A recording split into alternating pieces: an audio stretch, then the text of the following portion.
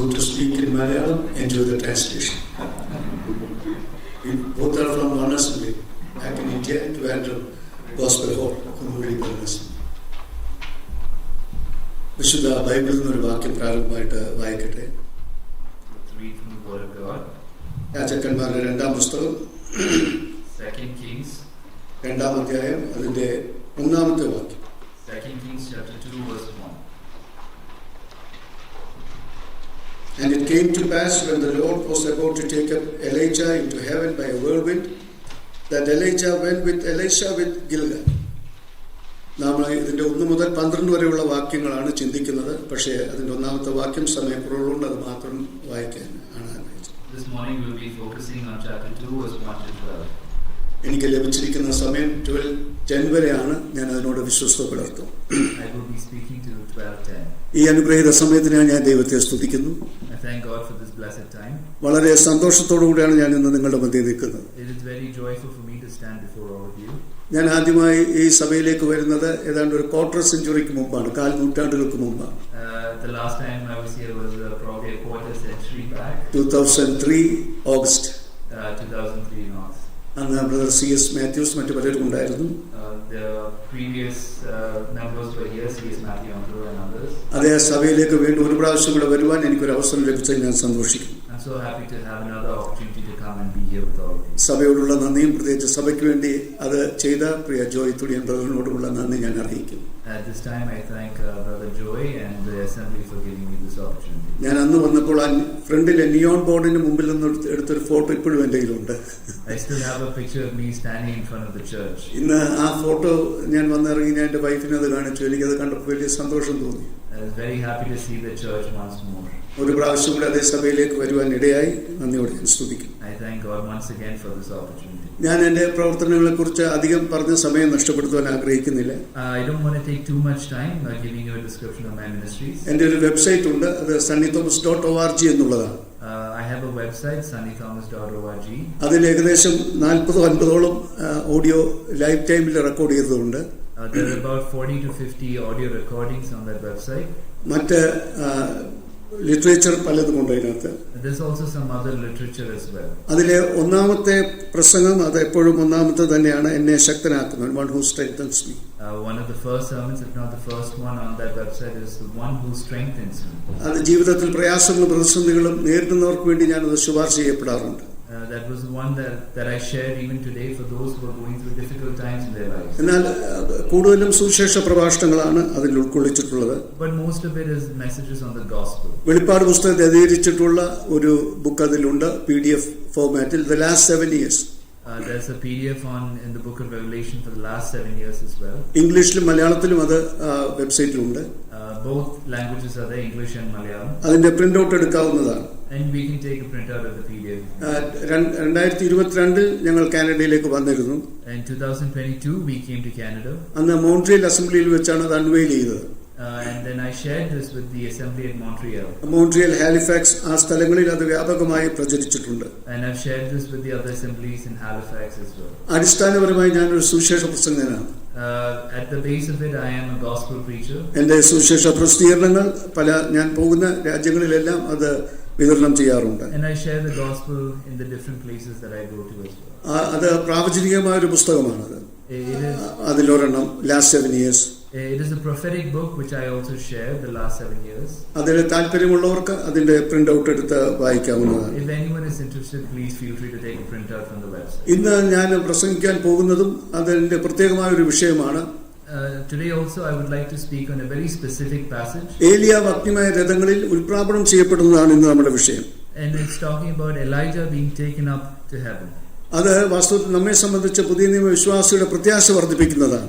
It is important for us because it builds our hope for us New Testament believers. നമ്മുടെ ഏറ്റവും വലിയ പ്രത്യാശ നാം കർത്താവിനോടുകൂടെ എടുക്കപ്പെടും മധ്യാകാശത്തിൽ എന്നുള്ളതാണ്. Our biggest hope is that we will be taken up to mid-air with the Lord Jesus. ഏലിയാവിനെ സംബന്ധിച്ച് ഞാൻ 7 ഭാഗങ്ങളായിട്ടാണ് തരംതിരിച്ചിരിക്കുന്നത്. Based on Elijah, we will be looking at 7 sections. ഇന്ന് അതിന്റെ ഏറ്റവും ഒടുവിലത്തെ ഭാഗം നമ്മുടെ പ്രത്യാശ വർദ്ധിപ്പിക്കുന്നതിന് വേണ്ടി തന്നെയാണ് ഞാൻ തിരഞ്ഞെടുത്തത്. And the last section is one I hope that it will give us more hope. കഴിഞ്ഞ മാസങ്ങളിൽ ഞാൻ 5 weekend ടെക്സസിലായിരുന്നു. Last month for about 5 weekends I was at Texas. മിക്കവാറും എല്ലായിടത്തും ഈ ഏലിയാവിന്റെ ഏതെങ്കിലുമൊക്കെ ഭാഗങ്ങളാണ് കൂടുതലും സംസാരിച്ചിട്ടുള്ളത്. Most of the time I have been sharing on the life of Elijah. അതിന്റെ കാരണം ഈ നാളുകളിൽ നമ്മുടെ ഏറ്റവും വലിയ ആവശ്യം ക്രിസ്തുവിന്റെ വരവിന് വേണ്ടി ഒരുങ്ങുക എന്നുള്ളത് കൊണ്ടാണ്. Because it is relevant to the times that we are in terms of Christ's second coming. നാം ഏറ്റവും അടുത്ത സമയത്തേക്ക് വന്നിരിക്കുന്നു. We are near to that time. ഇനി കാലം ഉണ്ടാകുകയില്ല. There is no more time. അതിനുള്ള യാതൊരു സാധ്യതകളുമില്ല. There is no more possibility. നമ്മുടെ ജീവിതം കർത്താവിനെ ഏൽപ്പിക്കാനുള്ള സമയമായിരിക്കുന്നു. This is the time where we surrender to the Lord Jesus. അതുകൊണ്ട് ഈ പഴയ നിയമ ഭാഗത്ത് നാം മനസ്സിലാക്കുമ്പോൾ നാം കൂടുതലായിട്ട് കർത്താവിനോടുകൂടെ അടുക്കുവാനും അവന്റെ വരവിന് വേണ്ടി ഒരുങ്ങുവാനും ഇടയാകുന്നതിന് ഈ ഭാഗങ്ങൾ സഹായിക്കും. So as we go through this passage, it will help us prepare ourselves for that time. ഏലിയാവിന്റെ ജീവിതത്തിലെ 7 ഭാഗങ്ങളുണ്ട്. In the ministry of Elijah there are 7 sections. അതിലെ ഏറ്റവും ഒടുവിലത്തെ 2 ഭാഗങ്ങളാണ് ഹോരേബും അടുത്തത് യോർദാൻ അപ്പുറവും, beyond Jordan. And the last 2 sections are the Mount of Horeb and beyond Jordan. അതിലെല്ലാം പുതിയ നിയമ പ്രതിഫലനങ്ങളുണ്ട്, new testament reflections. And there are New Testament reflections. അതാണ് നമ്മൾ ഏറ്റവും അധികം, ഞാൻ ആ ആശയത്തിലാണ് ഈ ഭാഗം പഠിക്കുന്നതും ചിന്തിക്കുന്നതുമെല്ലാം. And that is where I am focusing on. പുതിയ നിയമ പ്രതിഫലനങ്ങൾ നാം അതിൽ കാണുമ്പോൾ, when we see the New Testament revelations, ഏകദേശം 24ഓളം പുതിയ നിയമ പ്രതിഫലനങ്ങൾ ഞാൻ ആ 7 ഭാഗങ്ങളിൽ കണ്ടിട്ടുണ്ട്. we see about 24 revelations from these passages. ഇന്ന് നമ്മുടെ 3rd മീറ്റിംഗിൽ ഞാൻ പുറകോട്ട് ചെന്നിട്ട് അതിലെ ഒരു ചെറിയ ഭാഗം 15 മിനിറ്റ് സംസാരിക്കുവാൻ ആഗ്രഹിക്കുന്നു. And I hope to share a little bit more on that in our 3rd meeting. ഇന്ന് നാം ഏറ്റവും ഒടുവിലത്തെ നമ്മുടെ പ്രത്യാശയുടെ കേന്ദ്രമായ നമ്മുടെ ഉൽപ്രാപണത്തെ സൂചിപ്പിക്കുന്ന ഭാഗമാണ് ചിന്തിക്കുന്നത്. And I'd like to focus on the part which is central to the subject of rapture. ഏലിയാവ് ധൈര്യത്തോടുകൂടെ ദൈവത്തിന് വേണ്ടി നിന്നു. Elijah stood confidently for the Lord. അതിനുശേഷം അദ്ദേഹം കെരീത്തിലോട്ട് ഓടിപ്പോയി.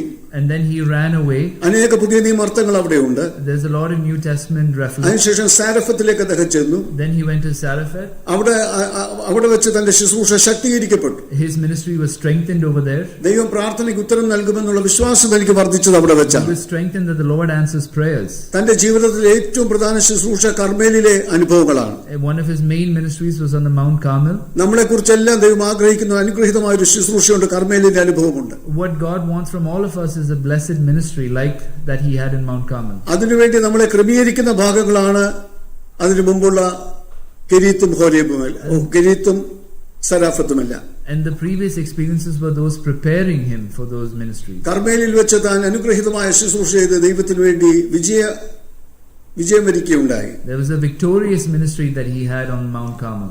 അതിന്റെ ശേഷം എന്താണ് സംഭവിച്ചത്, അതാണ് നാം ഇപ്പോൾ ചിന്തിക്കുവാൻ തുടങ്ങുന്നത്. And what happened after that is what we will be looking at this morning. ദൈവം ആദരിച്ചൊരു പ്രവാചകനായിരുന്നു ഏലിയാവ്. Elijah was someone whom the Lord himself appointed. എന്നാൽ അദ്ദേഹത്തെ നിരാകരിക്കുകയാണ് രാഷ്ട്രം ചെയ്തത്. അദ്ദേഹത്തെ rejected. And Elijah rejected that initially. അദ്ദേഹം അവിടെ നിന്ന് ഓടിപ്പോകേണ്ടതായിട്ട് വന്നു. And we remember that Elijah ran away initially. Jezebel ഇങ്ങനെ പറഞ്ഞു, നാളെ ഈ നേരത്ത് ഞാൻ നിന്റെ ജീവനെ വെക്കുകയില്ല എന്ന് പറഞ്ഞു. And that is what we read in his life, where he did not submit to the Lord at that time. വാസ്തവത്തിൽ പിന്നീട് ഇസബേലിന് എന്ത് സംഭവിച്ചു, ഏലിയാവിന് എന്ത് സംഭവിച്ചു എന്ന് നമുക്കറിയാം. We remember the stories of Jezebel and then Elijah in relation to that. 1-2 ഭാഗങ്ങൾ വേഗത്തിൽ ഞാൻ പറഞ്ഞു പോകട്ടെ. Let's read a few verses quickly. ഏലിയാവ് ഓടിയെന്ന് അവിടെ രേഖപ്പെടുത്തിയിട്ടുണ്ട്. There's a verse which tells us that he ran. വാസ്തവത്തിൽ അനേകർ തെറ്റിദ്ധരിക്കുന്ന ഭാഗങ്ങളാണ് പിന്നീടുള്ളത് പലതും. There are a lot of passages that sometimes we mistakenly interpret. മരണത്തെ പേടിച്ചല്ല താൻ ഓടുന്നത്. It is not that he ran away from death. മരണത്തെ പേടിച്ചോടുന്നവർ എങ്ങോട്ടെങ്കിലും ഓടിപ്പോകും.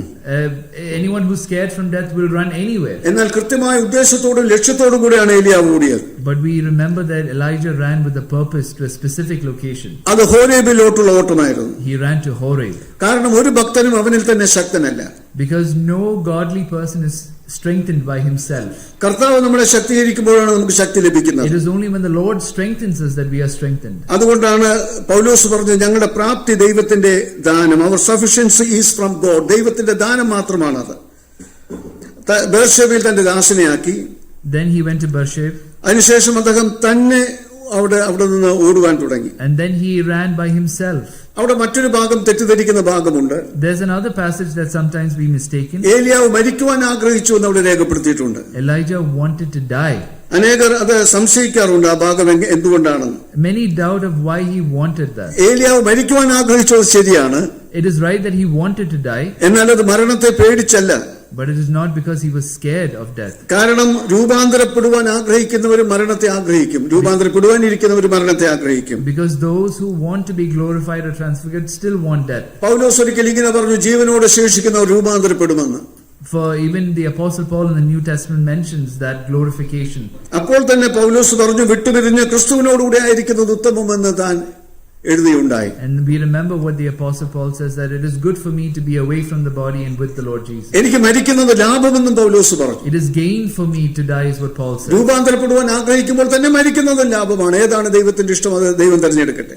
The benefit is either to be with the Lord or death. ഇത് മാത്രമാണ് ഏലിയാവും ആഗ്രഹിച്ചത്. It is the same what Elijah wanted. അതിന്റെ കാരണം, and the purpose for that, ഇസബേലിനെ കൊല്ലരുത്, Jezebel should not die. അതിലും നല്ലത് മരുഭൂമിയിൽ എന്റെ പിതാക്കന്മാർ മരിച്ചതുപോലെ ഞാൻ മരിച്ചുകൊള്ളട്ടെ. And his purpose was, let me die like those who came before me. ഞാൻ മരിക്കുന്നുവെങ്കിൽ അത് ദൈവത്തിന്റെ കരങ്ങളിൽ കൈകൾ കൊണ്ടാകട്ടെ. If I die, let it be by the hand of the Lord himself. Jezebel എന്നെ കൊല്ലരുത്, Jezebel should not kill me. ബാൽ പ്രവാചകന്മാർ മരിച്ചതുപോലെ ഞാൻ മരിക്കരുത്. Let me not die like the prophets of Baal. അതാണ് താൻ അർത്ഥമാക്കുന്നത്. That is what he didn't want. അത് തന്റെ കർമ്മയിൽ ലഭിച്ച വിജയത്തിന് കളങ്കം വരുത്തുമെന്ന് താൻ വിചാരിച്ചു. And that is what he experienced in Mount Carmel as well. അത് വാസ്തവത്തിൽ ആ ശുശ്രൂഷയ്ക്ക് സാക്ഷ്യം കേടുണ്ടാക്കുമെന്ന് താൻ വിചാരിച്ചു. He thought that that would be a testament to that ministry on Mount Carmel. അതിനുശേഷം അദ്ദേഹം ഓടി ഒരു ചെടിയുടെ കീഴിൽ കിടന്നുറങ്ങി. Then we remember that he ran and he went and slept under a tree. മരണത്തിലേക്ക് പതിയെ പ്രവേശിക്കുന്ന ഉറക്കമാകട്ടെ എന്നുള്ള ചിന്തയിൽ. He said that he thought that he would pass away in his sleep. നോക്ക്, മരണത്തിനായി തന്നെ ഒരുക്കുന്ന ദൈവഭക്തനെ നമുക്ക് ഇവിടെ കാണുവാൻ കഴിയും. We see someone who is preparing himself for death. പെട്ടെന്നൊരു ദൂതൻ വന്ന് തന്നെ തട്ടി വിളിച്ചു. We remember that an angel came quickly and awoke him. മരണം ആഗ്രഹിച്ചതിന്റെ മേൽ സ്വർഗീയ സ്പർശനം. And that was something where that angel, we remember that story of how he woke him up. ആ സ്വർഗീയ സ്പർശനം തനിക്ക് അനുഭവപ്പെട്ടു. And he got a special heavenly revelation. Heavenly touch upon one who desired to die. മരണം ആഗ്രഹിച്ചതിന്റെ മേൽ ആ സ്വർഗീയ സ്പർശനം ഉണ്ടായി. താൻ കണ്ണു തുറന്നു. And he opened his eyes. താൻ ആദ്യം ചിന്തിച്ചത്, what he first thought, താൻ എവിടെയായിരിക്കും, സ്വർഗത്തിലാണോ അതോ ഭൂമിയിലാണോ എന്നാണ്. he wanted to know if he was in heaven or still on the earth. എന്നാൽ താൻ കണ്ണു തുറന്നപ്പോൾ, when he opened his eyes, തനിക്ക് വേണ്ടി ഒരുക്കപ്പെട്ട ആഹാരം താൻ കാണുകയുണ്ടായി. he saw a prepared meal for him. പ്രിയപ്പെട്ടവരെ, നാം ഉറങ്ങുമ്പോൾ കർത്താവ് നമുക്ക് വേണ്ടി ഉണർന്നിരിക്കുന്നു. Dear brothers and sisters, we are reminded that even when we sleep, the Lord prepares for us. അതുകൊണ്ടാണ് നമ്മുടെ സകല ചിന്താകുലം അവന്റെ മേൽ ഇട്ടുകൊള്ളുക എന്ന് പറഞ്ഞത്. That is why it is reminding us that we have to leave everything to him. ഏലിയാവ് ഉറങ്ങിയപ്പോൾ അവന് വേണ്ടി കരുതുന്ന സ്വർഗം, Elijah slept and heaven was preparing for him. അവന് വേണ്ടി കരുതുന്ന പ്രാതൽ, ബ്രേക്ക്ഫാസ്റ്റ് അവിടെ കാണുവാൻ കഴിയും. And we see that prepared meal before ആ him. ഒരു ആഹാരം കഴിച്ചതിന് ശേഷം After he had that meal, 40 ദിവസം ആഹാരമില്ലാതെ താൻ ഓടുകയുണ്ടായി. he was without food for 40 days for his ministry. ഭൗതികവാദികൾ ഈ സത്യം മനസ്സിലാക്കണം. Materialist must understand this truth. ഭൗതികവാദികൾ അവർ ഈ സത്യം മനസ്സിലാക്കണം. കാരണം ആഹാരത്തോടുകൂടെയും അല്ലാതെയും ദൈവത്തിന് നമ്മളെ പുലർത്തുവാൻ കഴിയും. We are reminded that we can survive even without food. ഇല്ലാത്തതിന് ഉള്ളതുപോലെ വിളിക്കുന്നവനാണ് ദൈവം. ഇല്ലാത്തതിന് ഉള്ളതിനെ പോലെ, God calls those nothing which do not exist as though they did. ഇല്ലാത്തതിനെ ഉള്ളതിനെ പോലെ ദൈവം വിളിക്കും. വെളിച്ചത്തിന് സൂര്യന്റെ പ്രകാശം ആവശ്യമില്ലാത്തവനാണ് നമ്മുടെ ദൈവം. God does not need light from the sun. ഒന്നുമില്ലായ്മയിൽ നിന്നും സർവ്വം സൃഷ്ടിച്ചവനാണ് നമ്മുടെ ദൈവം. We are reminded that God is one who made everything from nothing. ഏത് വിധത്തിലും നമ്മളെ പുലർത്തുവാൻ കഴിയും. He can provide for us everything. ആ ദൈവത്തിലാണ് ഏലിയാവ് ആശ്രയം വെച്ചിരിക്കുന്നത്. This is the God in whom Elijah trusted. ഏലിയാവിന്റെ ദൈവം എന്ന് പറയുന്നതിന് 12 വിശേഷണങ്ങളുണ്ട്. We see that Elijah called upon the Lord in different situations. 40 ദിവസത്തെ ഓർമ്മകളോടുകൂടെ താൻ മരുഭൂമിയിലൂടെ ഓടി. 40 days in the wilderness he ran.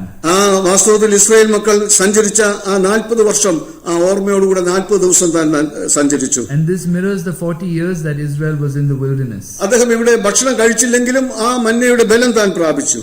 Even without eating, he relied on the blessings of the Lord. ഒടുവിൽ ഏലിയാവ് ഹോരേബിൽ ചെന്നെത്തി. And finally we see that Elijah reached Mount Horeb. വളരെ ശ്രദ്ധിക്കേണ്ട ചില വാക്കുകൾ ഇവിടെയുണ്ട്.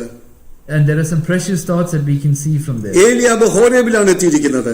He reached Horeb. മോശയും അവിടെ വെച്ച് ആത്മീയ അനുഭവങ്ങൾ നേരിട്ടിട്ടുണ്ട്. And we are reminded that even Moses was at Mount Horeb at one point. മോശയും ഏലിയാവും മറുരൂപമലയിലും കർത്താവിനെ കണ്ടുവെന്ന് നാം വായിക്കുന്നു. And we are reminded that they were, Moses and Elijah were on the Mount of Transfiguration in the New Testament. അവിടെ വളരെ സാമ്യങ്ങൾ മോശയും ഏലിയാവും തമ്മിലുണ്ട്. There are many similarities between Moses and Elijah. വെളിപ്പാട് പുസ്തകത്തിലെ രണ്ട് സാക്ഷികളും മോശയും ഏലിയാവുമായിരിക്കുമെന്ന് പറയുന്നുണ്ട്. There are many who say that the two witnesses in the book of Revelation are Moses and Elijah. ശ്രദ്ധിക്കുക, ഇത് ഹോരേബാണ്. This is Mount Horeb. ഇത് ഹോരേബാണ്. This is Mount Horeb. ഇവിടെ മോശ പിളർക്കപ്പെട്ട ആ ഹോരേബാണ് ഇവിടെ. This is the same Mount Horeb that we see in the life of Moses. മോശ പിളർക്കപ്പെട്ട അതേ പാറയിലാണ് ഏലിയാവ് കിടന്നുറങ്ങിയത്. And we see here Elijah in that same place. ആ മോശ മറയ്ക്കപ്പെട്ട ആ പാറയിൽ, in that same place as Moses. അവിടെ ഏലിയാവും മറയ്ക്കപ്പെട്ട് ഉറങ്ങുകയുണ്ടായി, താമസിക്കുകയുണ്ടായി. And now Elijah is resting in that same place. അപ്പോൾ കേട്ടൊരു ശബ്ദം. And he heard a voice. ഏലിയാവേ, നിനക്ക് ഇവിടെ എന്താണ് കാര്യം? It was God asking Elijah, what are you doing? ഒരു മോശമായ സ്ഥലത്ത് ഇരിക്കുന്നത് കൊണ്ടല്ല ആ ചോദ്യം വന്നത്. It's not because he was at the wrong place. ഏലിയാവേ, ഇവിടെ നിനക്ക് എന്ത് കാര്യം? The question was, what are you doing here? ഇത് ഹോരേബാണ്. This is Horeb. ഈ സ്ഥലം വിശുദ്ധമാണ്. This is a holy place. ഇത് പ്രധാനമുള്ള സ്ഥലമാണ്. This is a place of importance. ഇവിടെ നിനക്ക് എന്താണ് കാര്യം? What are you doing here? നീ അത് പറഞ്ഞേ വരികയുള്ളൂ. And so the question was asking Elijah to respond. There is an accountability in us to proclaim that truth. ആ കാര്യം വിളിച്ചു പറയാനുള്ള ബാധ്യസ്ഥത നമുക്കുണ്ട്. ഞാനിത് യൗവന ചെറുപ്പക്കാരെ ഉദ്ദേശിച്ച് ഒരു വാക്ക് പറഞ്ഞുകൊള്ളട്ടെ. ഇവിടെ ഇരിക്കുന്നവരെ ഉദ്ദേശിച്ചല്ല, ചെറുപ്പക്കാരെന്ന്. And I just want to say something specifically to the youth who are seated here. എല്ലാ സ്ഥലത്തും ഇത് പറയുമ്പോൾ പറയുന്ന വാക്കാണത്. This is something that I share everywhere. ആ വാസ്തവത്തിൽ ദൈവസഭയിലേക്ക് വരുമ്പോൾ, when we come into the house of God, ഇവിടെ ദൈവകൃപയാൽ വളരെ അനുഗ്രഹീതമായ യുവാക്കന്മാരുണ്ട്, ദൈവത്തിന് പ്രയോജനപ്പെടുന്നവർ. by God's grace there is blessed youth over here. അതോർത്ത് ഞാൻ ദൈവത്തെ സ്തുതിക്കുന്നു. I praise God for that. എന്നാൽ പലയിടത്തും പലരും ചടങ്ങ് പോലെയാണ് വരുന്നത്. Many places people come here as part of a tradition. അവർ വരുന്നു, പോകുന്നു. It is they come and they go. എല്ലാം നിങ്ങൾ സഭയിലേക്ക് വരുമ്പോൾ അതിന്റെ ഉത്തരവാദിത്വം പ്രസ്താവിക്കണം. But we have to remember that there is an accountability when coming ഇത് to the ക്രിസ്തുവിന്റെ church. സഭയാണ്. It is the church of Christ. നിങ്ങൾ എന്തിനൂടെ വന്നിരിക്കുന്നു? Why are we here? ചിലപ്പോൾ നിശബ്ദമായിട്ട് ഇരിക്കുവാൻ ഇടയായിത്തീരും. There might be moments of doubt or silence. അത് തന്നെ ഒരു ഒരു വിശുദ്ധ നിശബ്ദതയായിരിക്കേണ്ടത് ആവശ്യമാണ്. Let that be a time for holiness where we നാം അതിന്റെ ഉത്തരവാദിത്വം പ്രസ്താവിക്കേണ്ടത് ആവശ്യമാണ്. It is important that we have accountability. നോക്ക്, ഹോരേബ് എന്ന് പറയുന്നത്, coming back to Mount Horeb, ദൈവം തന്റെ മഹത്വം പ്രത്യക്ഷപ്പെട്ട സ്ഥാനമാണ്. ദൈവമഹത്വം പ്രത്യക്ഷപ്പെട്ട സ്ഥലമാണ്. it is a place where God's glory has been shown. ദൈവം തന്റെ വിശുദ്ധ പ്രമാണം നൽകിയ സ്ഥാനമാണ്. It is a place where God's commandments were revealed. ഏലിയാവിനെ വിഷയത്തിന്റെ ഗൗരവത്തിലേക്ക് കൊണ്ടുവരുന്നു. And now Elijah is in that place. ക്രിസ്തുവിലായിരിക്കുന്ന വിശ്വാസി പുതിയ നിയമ സത്യത്തിന്റെ ആ വസ്തുത പ്രസ്താവിക്കേണ്ടത് ആവശ്യമാണ്. It is important that those who are in Christ should remember these lessons. മോശയും ഏലിയാവും, Moses and Elijah. വാസ്തവത്തിൽ അനേക സാമ്യങ്ങൾ നമുക്ക് ഹോരേബിൽ കാണുവാൻ കഴിയും. Again, many similarities that we can see over here. അവർ രണ്ടുപേരും പിളർന്ന പാറയിൽ തന്നെയാണ് കഴിഞ്ഞത്. Both of them were at that split rock at Mount Horeb. അവർ രണ്ടുപേരും മത്സരങ്ങളുടെ ഇടയിലാണ് ശുശ്രൂഷ ചെയ്തത്. Both of them, their ministries were between men, amongst men. Stiff-necked people, they ministered among the stiff-necked people. They ministered among stiff-necked people. Yes. They both stand at the place of law was given. ന്യായപ്രമാണം നൽകിയ സ്ഥാനത്ത് തന്നെയാണ് അവർ രണ്ടുപേരും വന്നിട്ടുള്ളത്. അവർ രണ്ടുപേരും തീയും ഇടിമുഴക്കവും സാക്ഷ്യം വഹിച്ചു. They were both witnesses of fire and lightning. മോശ മുഖം മറച്ചു. Moses covered his face. ഏലിയാവ് മുഖം മറച്ചു. So did Elijah. എന്നാൽ ഇവിടെ ഒരു വ്യത്യാസമുണ്ട്. But here there is a difference. ഏലിയാവ് കേൾക്കുന്ന ഒരു ശബ്ദം. But here Elijah hears a voice. ഒരു മൃദുസ്വരം എന്നാണ് അവിടെ പറയുന്നത്. A sweet voice. ആ വാസ്തവത്തിൽ കൃപയുടെ സ്വരമാണ്. It is a voice of grace. അത് ക്രിസ്തുവിന്റെ ശബ്ദമാണ്. It was the voice of Christ. ഒരു ഭാഗത്ത് മോശയിലൂടെ ന്യായപ്രമാണം നൽകിയെങ്കിൽ, At one point that voice gave the commandments to Moses. ഏലിയാവിലൂടെ ആ മൃദുസ്വരം കാണുവാൻ തുടങ്ങി. But here it is a voice of grace. മരിക്കുവാൻ ആഗ്രഹിച്ച ഏലിയാവ്, the one who wanted to die, Elijah, പുതിയ ചുമതലകൾ ഏറ്റുവാങ്ങിയിട്ടാണ് അവിടെ നിന്ന് പിരിയുന്നത്. he leaves that place with new responsibilities. പ്രിയപ്പെട്ടവർ, ഇപ്പോൾ നാം ആഗ്രഹിക്കുന്നത് മരണമല്ല, ആഗ്രഹിക്കേണ്ടത് മരണമല്ല. Dear brothers and sisters, what we should desire now is not death.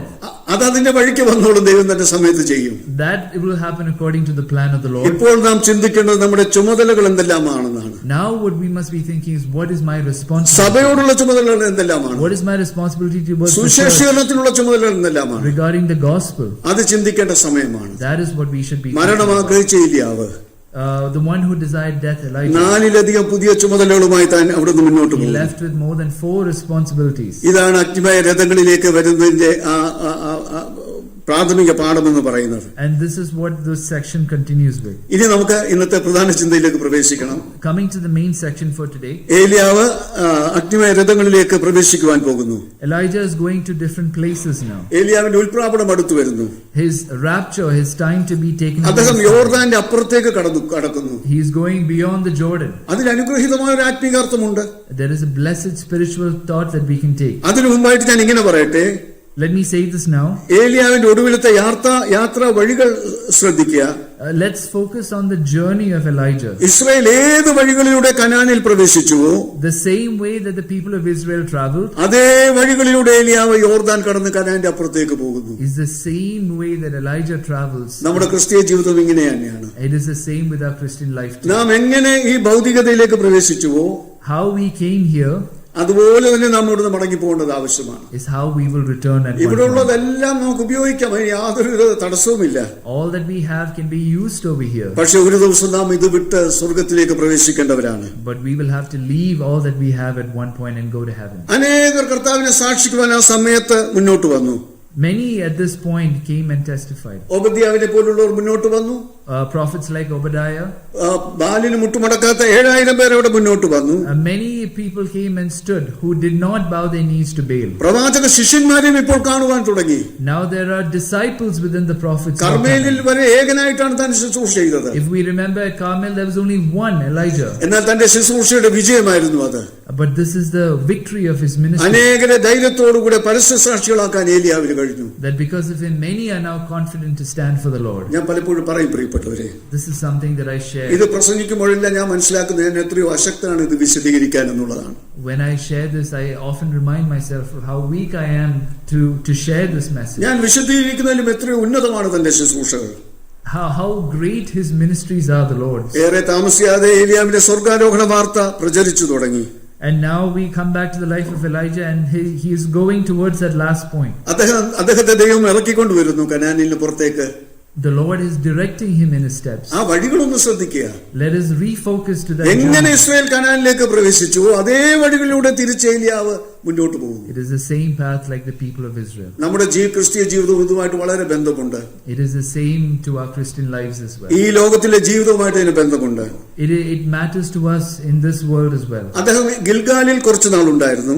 He was there at Gilgal for some time. ആ ഗിൽഗാൽ എന്ന് പറയുന്നത് യോർദാനിൽ നിന്ന് എടുത്ത 12 കല്ലുകൾ നാട്ടിയ സ്ഥാനമായിരുന്നു. We remember those 12 memorial stones that were placed at Gilgal. അവിടെ വെച്ച് തന്റെ ശിഷ്യനായ എലീശയ്ക്ക് താൻ പരിശീലനം നൽകി. That was where Elisha is now beginning to minister later. ദൈവാത്മാവ് പറഞ്ഞു ഗിൽഗാലിലേക്ക് നീ വിടുക. And that is what we read later. The Lord tells Elisha to move to Gilgal. അടുത്തത് താൻ ബേഥേലിലേക്ക് വന്നു.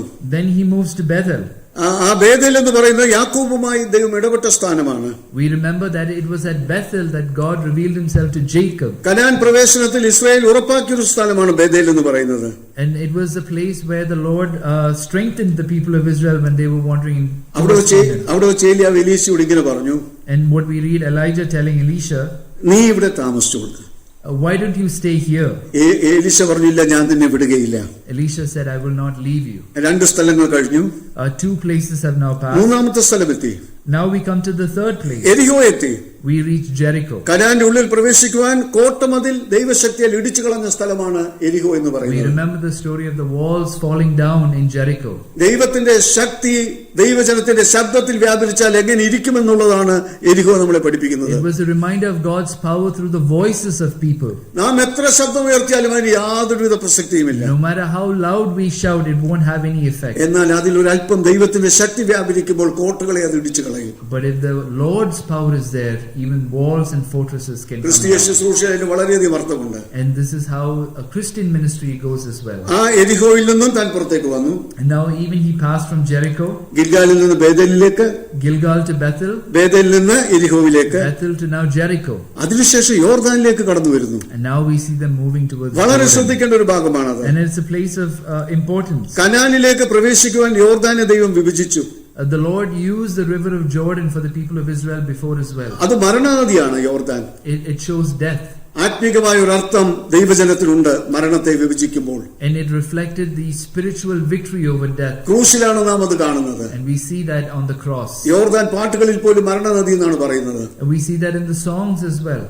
അതിൽ വാസ്തവത്തിൽ ആ മരണനദിയെ ആത്മീയമായിട്ട് വിഭജിക്കുന്നത് നമുക്ക് കാണുവാൻ കഴിയും ക്രൂശിൽ യേശുക്രിസ്തു. And we see that spiritual reflection of victory over death on the cross. രക്ഷിക്കപ്പെട്ട നാം എല്ലാം അത് അനുഭവിച്ചവരാണ്. All of us who are born again have experienced that journey through the Jordan. ഒരിക്കൽ അത് വിഭജിച്ചതാണ്. Once it was declared. നാം അത് അനുഭവിച്ചറിഞ്ഞവരാണ്. We are those who have experienced it. എന്നാൽ ഇത് രണ്ടാമത് വിഭജിക്കുവാൻ പോകുന്നു. And now we are going to taste it again. അത് അക്ഷരീകമാണ്. And that is eternal. അത് ഏലിയാവിന്റെ ഉൽപ്രാപണത്തിന് മുമ്പാണ്. And that was before Elijah was taken. നാം അക്ഷരീകമായി മരണത്തെ ജയിക്കുവാൻ പോകുന്നു. And now we will also defeat death permanently. ഒരിക്കൽ നമ്മൾ ആത്മീയമായി അത് വിജയിച്ചവരാണ് ക്രൂശിൽ. We are those who have overcome death spiritually. ക്രിസ്തുവിന്റെ വരവിൽ അക്ഷരീകമായിട്ട് നാം മരണനദിയായ യോർദാൻ കടക്കും. But when Christ comes, we will defeat death physically. ഈ രണ്ട് അർത്ഥങ്ങൾ അവിടെ വളരെ വ്യക്തമായിട്ടുണ്ട്. These two truths are very clear to us. ക്രൂശിൽ വിശ്വസിച്ച നമുക്ക് സംഭവിക്കുന്ന രണ്ട് വിജയങ്ങൾ, മരണത്തിന് മേലുള്ള ആത്മീക വിജയവും അക്ഷരീകമായ വിജയവും. And these are the true truths we are reminded: the spiritual and physical victory over death through Christ. ഏലിയാവിന്റെ ശുശ്രൂഷ കാലഘട്ടം എന്ന് പറയുന്നത് 20 വർഷമാണ്. At the time of Elijah's ministry was about 20 years. ഇത് അദ്ദേഹത്തിന്റെ ശുശ്രൂഷയുടെ അവസാന ഘട്ടത്തിലേക്ക് താൻ കടന്നിരിക്കുന്നു. And this is the last period of his ministry. കാര്യങ്ങൾ വളരെ വ്യക്തമായി തുടങ്ങിയപ്പോൾ. Things are becoming very clear now. കർത്താവിന്റെ വരവ് ഇത് അടുത്തുകൊണ്ടിരിക്കുന്നു. The coming of the Lord is appearing soon. കാര്യങ്ങൾ കഴിഞ്ഞ വർഷത്തേക്കാൾ എത്രയോ വ്യക്തമാണ് ഇപ്പോൾ. Compared to the events of last year, things are progressing even more clearly. ക്രിസ്തുവിന്റെ വരവിനോട് അടുക്കുമ്പോൾ കാര്യങ്ങൾ കൂടുതൽ വ്യക്തമാകും. As we draw nearer to the coming of Christ, things will become even more clearer. അത് ഞാൻ ആ വാക്യം വായിക്കട്ടെ. First Thessalonians chapter 4 verse 16, for the Lord himself will descend from heaven with a shout, with the voice of an archangel, and with the trumpet of God, and the dead in Christ will rise first. ക്രിസ്തുവിൽ മരിച്ചവർ ഉയർത്തെഴുന്നേൽക്കും. The dead in Christ will first arise. ജീവനോടെ ശേഷിക്കുന്നവർ ആദ്യം രൂപാന്തരപ്പെടും. Those who are alive will be transformed. നാം ഒരുമിച്ച് എടുക്കപ്പെടുവാൻ പോകുന്നു പ്രിയപ്പെട്ടവരെ. We will be taken up to midair together. അടുത്തത് അതിന്റെ അനുഗ്രഹീതമായ ആത്മീയ അർത്ഥങ്ങളിലേക്കാണ് നാം പ്രവേശിക്കുന്നത്. Now let's come back to these spiritual truths. ഏലിയാവിനെ സ്വർഗ്ഗത്തിലേക്ക് സ്വീകരിക്കുവാൻ, for Elijah to be accepted to heaven, ദൈവം അഗ്നിമയ രഥങ്ങളെയാണ് അയച്ചത്. He sent chariots and horsemen. എന്നാൽ നമ്മളെ സ്വർഗ്ഗത്തിലേക്ക് സ്വീകരിക്കുവാൻ, but for us to be welcomed to heaven, യേശുക്രിസ്തു താൻ നേരിട്ട് ഇങ്ങോട്ട് വരുന്നു. The Lord Jesus himself is coming. നമ്മുടെ രക്ഷകനായ കർത്താവ് തന്നെ നേരിട്ട് വരുന്നു. Our Savior himself will come. നാം സ്നേഹിക്കുന്ന നമ്മുടെ യേശു കർത്താവ് വരുവാൻ പോകുന്നു. The one whom we love himself will come. രാജാതി രാജാവിതാ വരുവാൻ പോകുന്നു. The King of Kings. രഥങ്ങളെല്ലാം അവൻ അയക്കുന്നത്. Not chariots and horsemen. മഹാദൈവപുത്രൻ തന്നെ ഈ ലോകത്തിലേക്ക് നമ്മളെ തേടുവാൻ വേണ്ടി, നമ്മളെ സ്വീകരിക്കുവാൻ വേണ്ടി വരുവാൻ പോകുന്നു. But the Son of God himself will come to take. അതുകൊണ്ട് രണ്ട് വാക്യങ്ങൾ കൊരിന്ത്യ ലേഖനത്തിൽ ഞാനത് വായിച്ചു പോകാം. We must put on incorruption and we must put on immortality. ഈ അദ്രവത്വവും അമർത്യത്തെയും നാം പ്രാപിച്ചേ മതിയാകുകയുള്ളൂ. അതിന്റെ ഇടയിൽ ഒരു വഴിയില്ല. നാം അത് പ്രാപിച്ചേ മതിയാകുകയുള്ളൂ. നാം രൂപാന്തരപ്പെട്ടേ മതിയാകുകയുള്ളൂ. It is certain that we will at one point receive immortality. അതിൽ നിന്ന് വേറൊരു ഒഴിവില്ല. അത് ഏറ്റവും നന്നായിട്ട് ഇംഗ്ലീഷിലാണുള്ളത്. മലയാളത്തിൽ ഉണ്ടെങ്കിലും ഇംഗ്ലീഷിൽ മറ്റൊരു ഒഴിവില്ല. അത് നാം സ്വീകരിച്ച we must put on immortality. നാം അതൃത്വത്തെ പ്രാപിച്ചേ, അമർത്യത്തെ പ്രാപിച്ചേ മതിയാകുകയുള്ളൂ.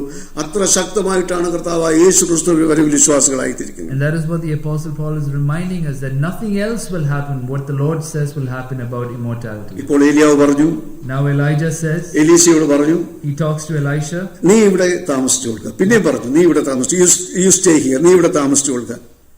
ദൈവം തനിക്ക് പ്രത്യേകമായ ഒരു പദവിയും മഹത്വവും നൽകുവാൻ പോകുന്നുവെന്ന് ഏലിയാവിന് അറിയാമായിരുന്നു. Elijah knew that the Lord has special plans for Elisha. അതൊരു അപൂർവ പദവിയാണെന്ന് തനിക്കറിയാമായിരുന്നു. He knew that it was going to be a special blessing. അത് മറ്റുള്ളവർ കാണണമെന്ന് തനിക്ക് ആഗ്രഹമില്ല.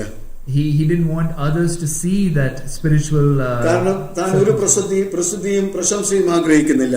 Elijah didn't want any fame or anything to be said about him. നാം ആയിരുന്നു ആ സ്ഥാനത്തെങ്കിൽ, what if we were in Elijah's place? അല്ല, ഞാനായിരുന്നു ആ സ്ഥാനത്തെങ്കിൽ, what if I was in Elijah's place? 1000 പേരെങ്കിലും കാണാനുള്ള ക്രമീകരണം എന്റെ പൈസ കൊണ്ട് ഞാൻ ചെയ്യുമായിരുന്നു. I would have tried at least for 1000 people to see me being taken away. എത്ര അപൂർവമായ ഒരു കാര്യമാണ് സംഭവിക്കാൻ പോകുന്നത്. What an amazing thing is going to happen. അതൊരു 1000 പേരെങ്കിലും കണ്ടില്ലെങ്കിൽ എത്രയോ കുറച്ചിലാണ് എനിക്ക്. What a loss it is if people don't see this blessed thing happen. അത് മനുഷ്യപ്രകൃതിയാണ്. It is the nature of man. എന്നാൽ ഏലിയാവ് ഒരു വിശ്വാസവീരനായിരുന്നു. But Elijah, we remember, അദ്ദേഹം തികഞ്ഞ ഒരു ആത്മീയനായിരുന്നു. he was a man of faith. അദ്ദേഹം ഒരു പ്രസിദ്ധിയും ആഗ്രഹിച്ചില്ല. അതൊരു വശമാണ്.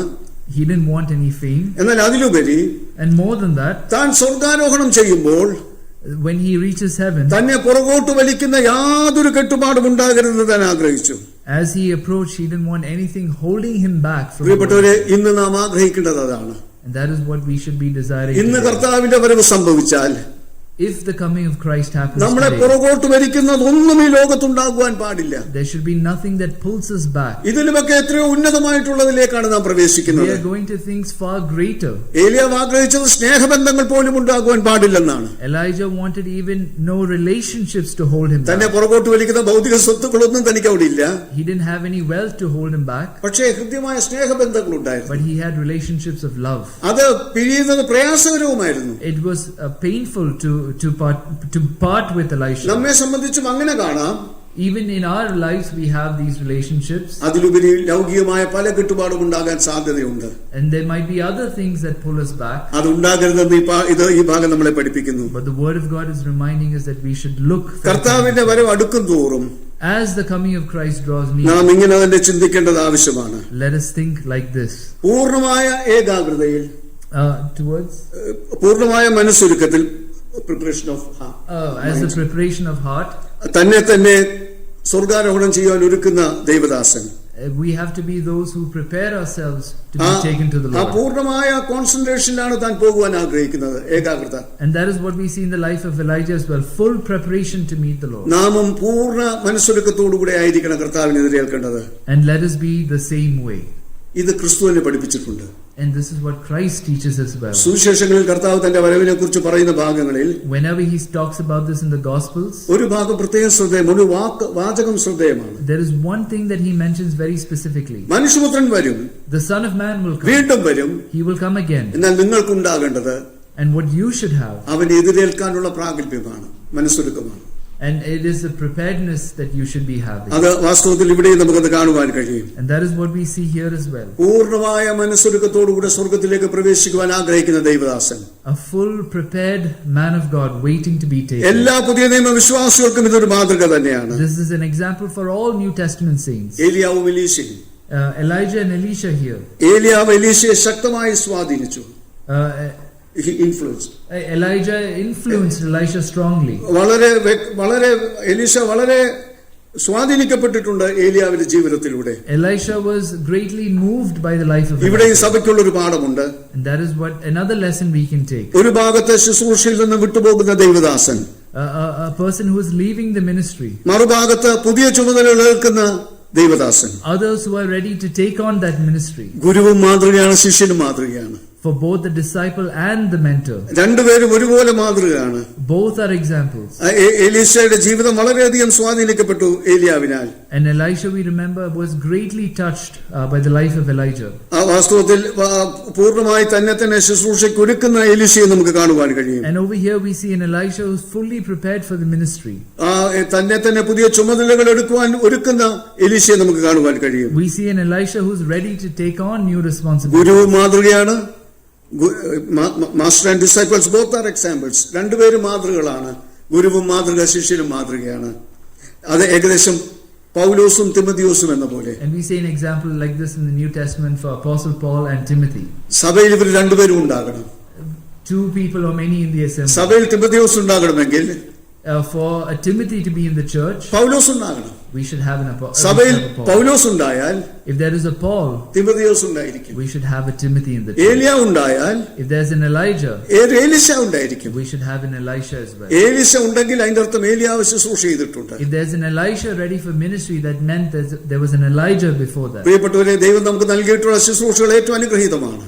The responsibility is given to us, how blessed they are. എന്നാൽ അതിനുശേഷം അത് ഏൽക്കുവാനുള്ളവരെ നാം പരിശീലിപ്പിക്കേണ്ടത് ആവശ്യമാണ്. But it is also important that the next generation is ready to take on these അത് നമ്മുടെ responsibilities. സഭകളിൽ ഉണ്ടെന്നുള്ളത് ഞാൻ സന്തോഷിക്കുന്നു. And I am happy that this is there in our churches. ഇനി എലീശയുടെ വാക്കുകൾ ശ്രദ്ധിക്കുക. And now let us come back to the words of ഞാൻ പറഞ്ഞു, Elisha. രാജാക്കന്മാരുടെ പുസ്തകം 2-ാം അധ്യായം 1 മുതൽ 12 വരെയുള്ള വാക്യങ്ങളാണ് നാം ചിന്തിച്ചു വരുന്നത് എന്ന് ഞാൻ നേരത്തെ തന്നെ പറഞ്ഞു. ഒടുവിലത്തെ ഭാഗങ്ങളിലേക്ക് എത്തിയിരിക്കുന്നു ഇപ്പോൾ. And now let's go back to 2 Kings chapter 2, the last part of verse between 1 and 12. എലീശ ഇങ്ങനെ പറഞ്ഞു ഏലിയാവിനോട്, This is what Elisha says to Elijah at the end. ഞാൻ നിന്നെ വിട്ടുമാറുകയില്ല, I will not leave you. ഞാൻ നിന്നെ വിട്ടുമാറുകയില്ല.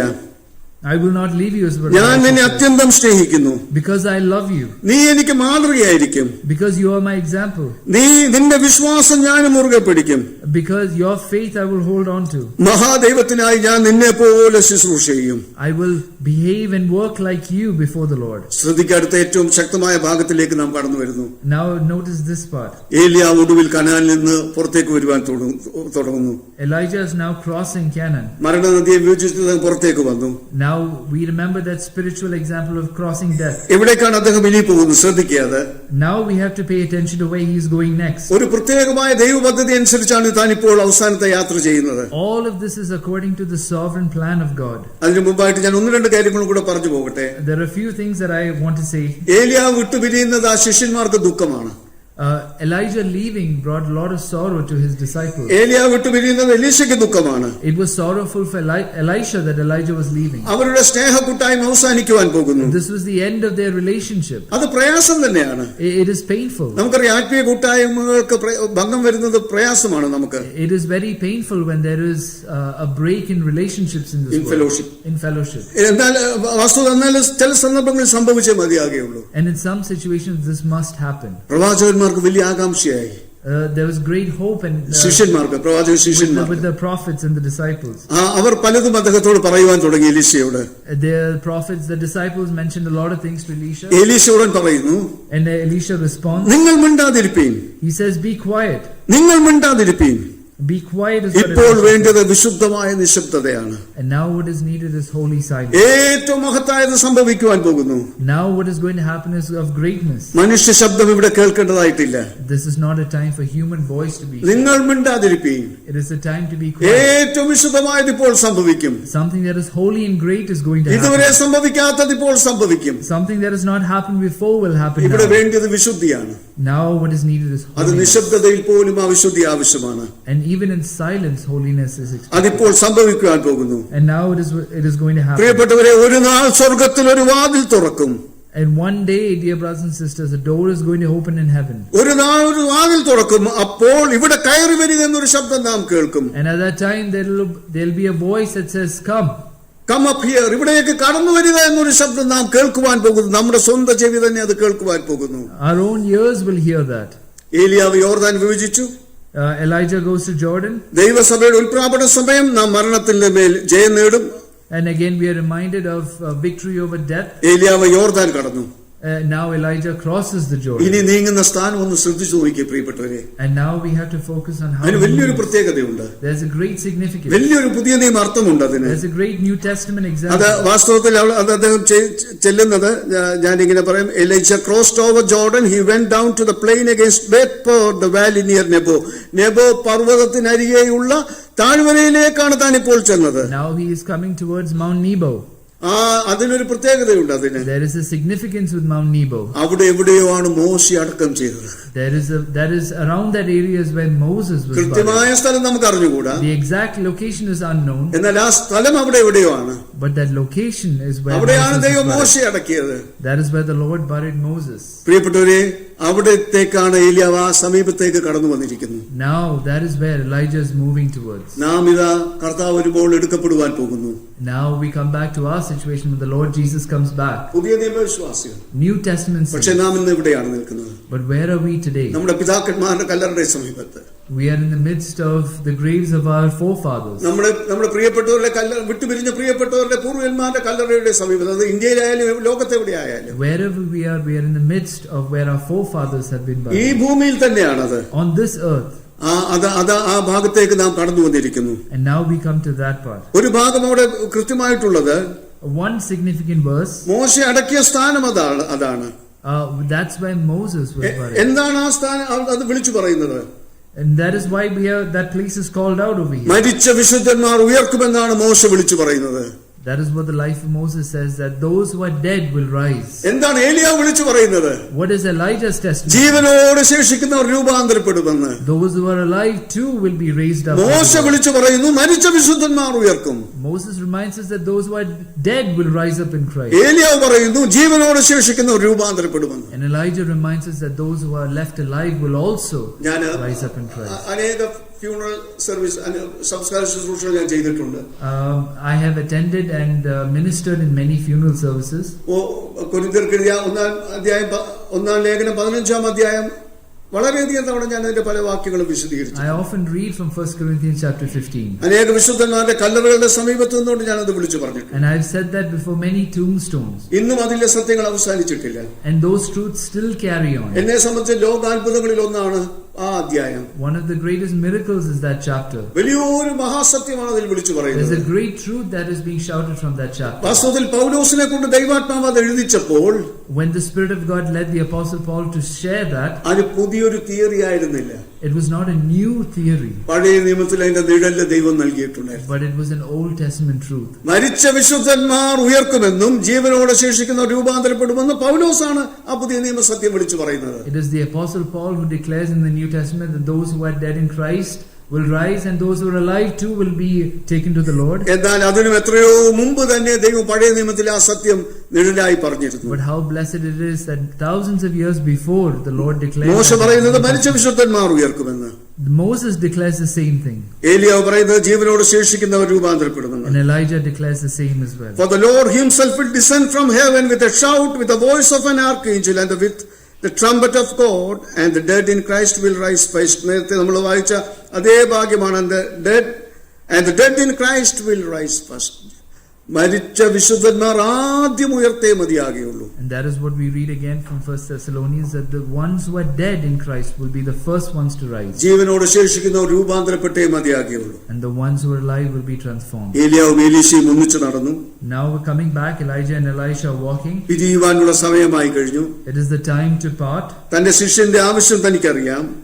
The master knows the need of his disciple. എന്നാൽ അത് എലീശയിൽ നിന്ന് നേരിട്ട് കേൾക്കുവാൻ താൻ ആഗ്രഹിച്ചു. But he wanted to hear it from the mouth of Elisha. എന്താണ് നിന്റെ യഥാർത്ഥമായ ആവശ്യം? What is it that you need, Elisha? ഞാൻ അതിനു മുമ്പായിട്ട് ഇങ്ങനെ പറയട്ടെ. Let me say this before. അല്ല, ഇത് പറഞ്ഞിട്ട് അത് പറയാം. Let me continue with this. എലീശ പറഞ്ഞു, നിന്റെ ആത്മാവിൽ ഇരട്ടി പങ്കിന് എനിക്ക് വേണം. Elisha wanted double the spirit. അനേകർ വിചാരിച്ചിട്ടുണ്ട് അത് അല്പം കൂടി പോയില്ലേ എന്ന് വിചാരിച്ചിട്ടുണ്ട്. Many of us might think that might be a little too much to ask. ഒരിക്കലുമല്ല, ദുരാഗ്രഹത്തിലല്ല എലീശ പറയുന്നത്. We know that he didn't ask out of greed. ദൈവാത്മാവിനാണ് താൻ അത് പറയുന്നത്. But he was led by the Spirit to ask that particular request. ഈ ദുഷ്ടമായ ആഹാബിന്റെയും ഇസബേലിന്റെ മുമ്പാകെ ഏലിയാവ് പിടിച്ചു നിൽക്കുവാൻ പ്രയാസപ്പെട്ടു എന്ന് എലീശയ്ക്ക് അറിയാം. We know that Elisha knew how Elijah suffered with Ahab and Jezebel. അതുകൊണ്ട് ഇനി വരുന്ന ദുഷ്ട രാജാക്കന്മാരുടെ മേൽ എനിക്ക് ശക്തി വേണമെങ്കിൽ ഇതിന്റെ ഇരട്ടി ഉണ്ടെങ്കിലേ പറ്റുകയുള്ളൂ. And so Elisha knew he needed double the strength to face whatever's coming next. എന്താണ് നിന്റെ യഥാർത്ഥ ആവശ്യം? What is your real need? അദ്ദേഹം ആവശ്യപ്പെട്ടത് പരിശുദ്ധാത്മാവിന്റെ നിറവ് നടത്തിപ്പുമാണ്. What he wanted was the power of the Holy Spirit. ഇന്ന് ദൈവസഭയോട് ദൈവം ചോദിക്കുന്നു, and today the Lord is asking the church, എന്താണെന്ന് നിങ്ങളുടെ യഥാർത്ഥ ആവശ്യം? What is your real need? നിങ്ങളുടെ ആവശ്യം പലതായിരിക്കാം. Our needs may be many. എന്നാൽ യഥാർത്ഥ ആവശ്യം എന്തായിരിക്കുന്നു? But what is the real need? അത് വാസ്തവത്തിൽ ധനമാണോ? Is it wealth? അതോ സമൃദ്ധിയാണോ? അല്ലെങ്കിൽ പ്രശംസയാണോ? പ്രസിദ്ധിയാണോ? Is it fame or other material blessings? എന്താണ് യഥാർത്ഥ ആവശ്യം? What is your real need? നമ്മുടെ ആവശ്യങ്ങളിൽ അതെല്ലാം ഉൾപ്പെട്ടു എന്ന് വരാം.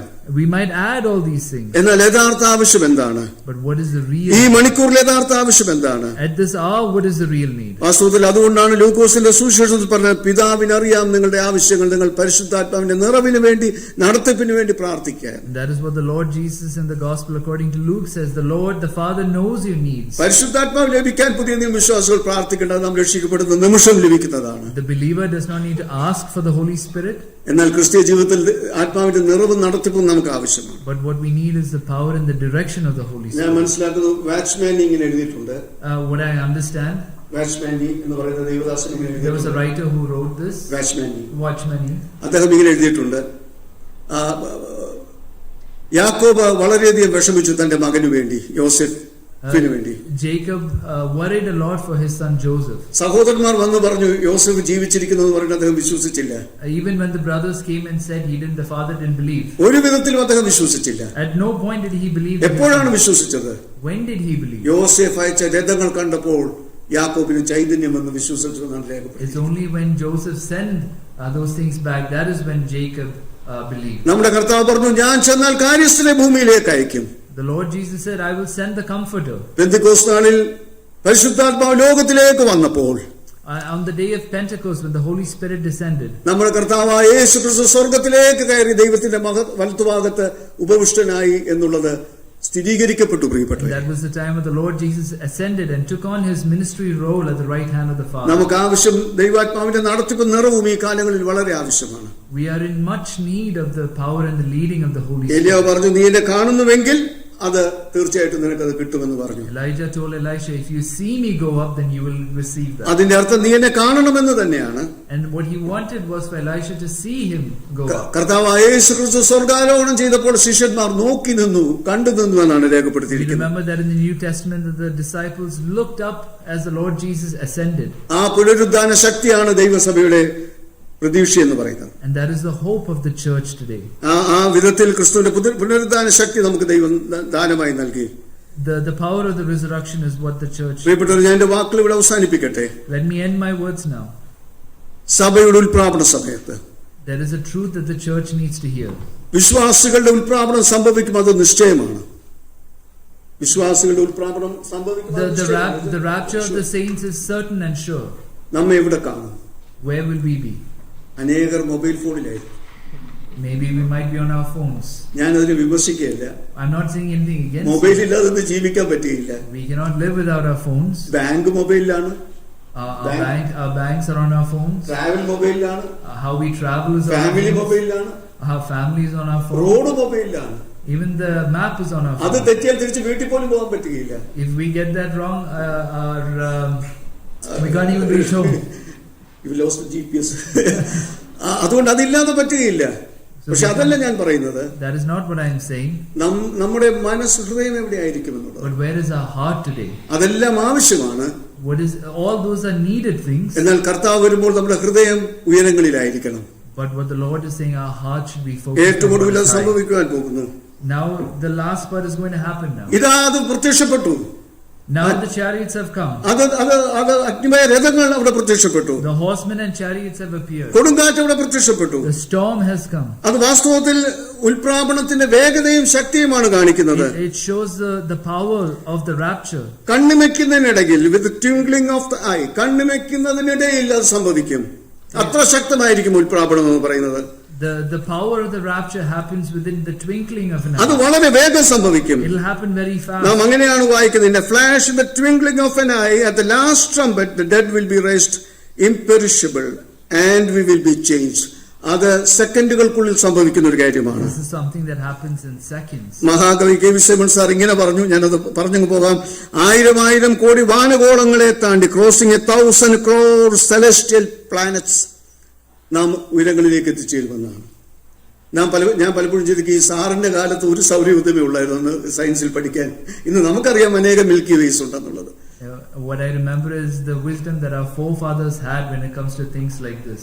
വാസ്തവത്തിൽ അത്രയും ഗ്രഹങ്ങൾ താണ്ടി പോകുമെന്നുള്ള ആ പ്രാപ്തി എനിക്കുണ്ടായിരുന്നു. And what he writes is of how far we will be traveling. അങ്ങനെ ഏലിയാവ് ജയാളിയായിട്ടൊരു വീരനെ പോലെ, രാജകുമാരനെ പോലെ ചുഴലിക്കാറ്റിൽ സ്വർഗ്ഗത്തിലേക്ക് കയറി. And so in verse 12 we see Elijah as a victorious person going to midair. ഒരു നാൾ നമ്മുടെ കർത്താവ് വരും. One day our Lord Jesus will നമ്മെ തന്റെ അടുക്കലേക്ക് ചേർക്കും. And he will take us to be with him. അതിനു മുമ്പായി നാം സ്നേഹിക്കുന്ന, നമ്മളെ വിട്ടുപിരിഞ്ഞ പ്രിയപ്പെട്ടവർ രൂപാന്തരപ്പെടും. And before that the ones who have gone before us will rise. നാം അവരോട് ഒന്നിച്ച് ഉയരങ്ങളിലേക്ക് ഹല്ലേലൂയ ശബ്ദത്തോടുകൂടെ നാം ഉയരങ്ങളിലേക്ക് ചെല്ലും. And together with a great shout of victory we will rise to the air. ആ നിമിഷമാണ് നമ്മുടെ മുമ്പിൽ ഇരിക്കേണ്ടത്. That moment is before us. അതിനു വേണ്ടിയിട്ടാണ് നാം ഉണർന്നിരിക്കേണ്ടത്. That is why we should be awake and focused. ദൈവം ഈ വചനത്താൽ നമ്മളെ അനുഗ്രഹിക്കുമാറാകട്ടെ. May the Lord bless these words.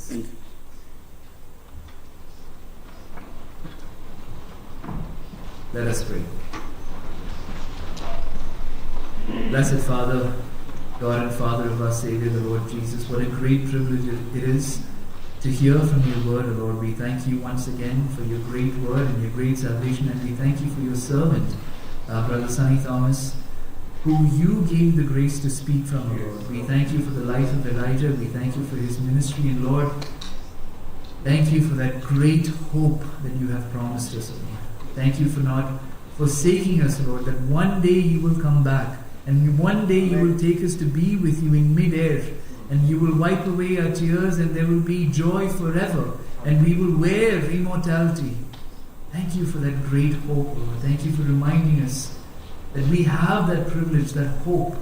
Lord, please help us not to be, Lord, help our attention not to be into this world and the things of this world, as our dear brother was sharing from your word, O Lord. Help us not to be focused on the material things of our lives, O Lord, but please help us to remember in these days, especially with everything that is happening in the world, help us to remember that your Son is coming. Please help us to be prepared for the coming of your Son, and help us to be found faithful when He comes. Once again, thank you for reminding us of this great hope, and thank you for reminding us that this will happen, for you have promised. Once again, we thank you for our dear uncle, Lord Sonny Thomas, and we thank you for Auntie as well. We thank you for the many ministries that he is a part of, and we are praying for your blessing over him, and we pray for Joel and the family over here as well, Lord, and all the plans that they have in the coming days. We are praying for your will and your blessing to be upon them, Lord. Thank you once again for our church. Thank you for all of our dear members. Lord, before we end our prayer, we once again, we need your presence in our lives, Lord. We need the power of the Spirit to lead us in the coming days, Lord. And we are praying for your blessing, Lord. Thank you for hearing our humble prayer. As always, we end our prayer by saying, "Come, Lord Jesus, come soon and take us to be with you." Thank you for hearing us. In the most precious and victorious name of our Lord Jesus, we humbly pray. Amen.